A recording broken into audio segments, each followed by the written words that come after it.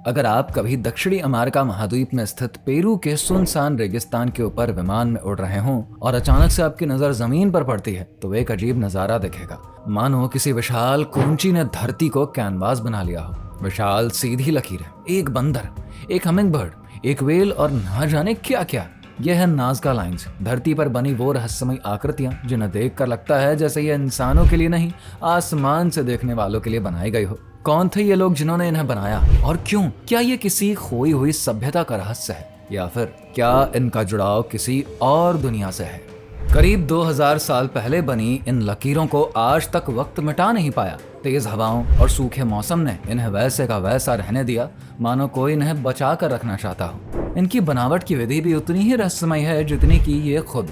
Nazca लोगों ने धरती की ऊपरी लाल परत हटाई, जिससे कि नीचे की हल्की पीली मिट्टी उभर आई और बन गई चमकती हुई रहस्यमयी रेखाएं। वैज्ञानिक 1920 से इनके मतलब को सुलझाने की कोशिश कर रहे हैं, लेकिन आज तक किसी को इसका सही मतलब समझ नहीं आया। और पहली बार इनका जिक्र मिला 16वीं सदी की क्रॉनिकल ऑफ पेरू बुक में, जिसमें लिखा था शायद ये रेगिस्तान में रास्ता दिखाने के लिए बनाई गई थी, क्योंकि जमीन से खड़े होकर आप इन लाइंस को ठीक से देख ही नहीं सकते। इसीलिए 1930 में जब लोग प्लेन से ऊपर से उड़ने लगे तभी इनकी असली पहचान दुनिया के सामने आई। इसके बाद अमेरिकन प्रोफेसर पॉल कोसॉक ने इन्हें करीब से देखा। उन्होंने देखा कि एक सीधी लाइन डूबते सूरज की तरफ इशारा कर रही है, वो भी ठंडी सर्दियों के सूरज डूबने के एक दिन बाद। तब उन्हें लगा कि यह धरती की सबसे बड़ी एस्ट्रोनॉमिकल किताब है। फिर इसी रिसर्च को आगे बढ़ाया जर्मनी की मारिया रीच ने, जिन्हें लोग लेडी ऑफ द लाइंस भी कहते हैं। दरअसल इन्होंने अपनी पूरी जिंदगी इन लाइंस को समझने में ही लगा दी।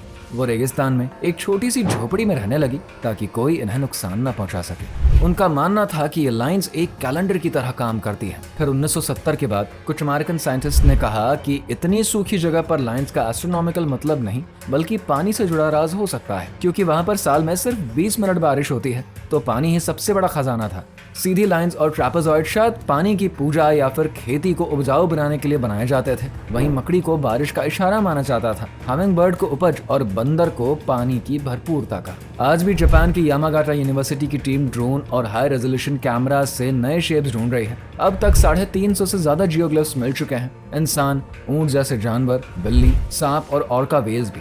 कुछ डिजाइन तो सिर्फ 20 फीट के हैं तो कुछ 1200 फीट लंबे, यानी कि एम्पायर स्टेट बिल्डिंग जितना बड़ा। रिसर्चर्स का मानना है कि ये लाइंस घाटी से घाटी और गांव से गांव जाने के रास्ते बताते थे। अब ये लोग एआई से इनके पैटर्न ढूंढ रहे हैं ताकि समझा जा सके कि इतनी दूर दूर तक डिजाइन क्यों बनाए गए। हालांकि ये अकेली ऐसी मिस्ट्री नहीं है। नाज़का लाइंस के अलावा पेरू में भी एक और डिजाइन है, कैंडेलाब्रा। ये एक समुद्र किनारे की पहाड़ी पर बना है और वॉशिंगटन मॉन्यूमेंट से भी लंबा है। कुछ कहते हैं ये किसी देवता का त्रिशूल था, तो कुछ मानते हैं कि इसे सेलर्स ने रास्ता पहचानने के लिए बनाया था। हर जगह सवाल एक ही, आखिर इतनी मेहनत क्यों हुई?